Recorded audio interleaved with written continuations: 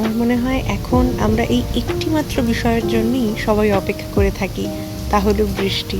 Hello everyone, welcome to my channel the talkative teller.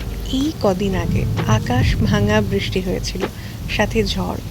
হঠাৎ মনে হলো যে হোয়াইট সস পাস্তা বানানো যাক আজকে। নইলে কদিন যা গরম ছিল, এই গরমে রান্নাঘরে বেশিক্ষণ থাকতেও ইচ্ছে করে না, আর হাবিজাবি খেতেও ভালো লাগে না। তো কড়াইতে জল গরম করে অল্প একটু তেল আর নুন দিয়ে পাস্তাটা সেদ্ধ করে নিলাম।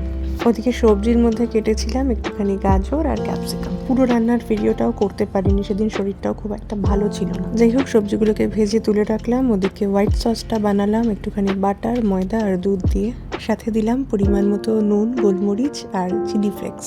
ব্যাস, তারপর এই হোয়াইট সসের মধ্যে সবজিগুলো আর পাস্তাটা ঢেলে দিলাম। আমি একদিন ভালো করে হোয়াইট সস পাস্তার রেসিপিটা দেখাবো। সত্যিই ভালো হয়েছিল খেতে, দোকানের চেয়ে কোনো অংশে কম নয়। আর এই যে আমার লিপস্টিকের কালেকশনে নতুন অ্যাড হয়েছে এই ভাইরাল লিপস্টিকটা। এটা আমি নেক্সট ভিডিওতে অ্যাপ্লাই করে দেখাবো, সাথে জানাবো যে কিনে লাভ হলো নাকি ঠকলাম।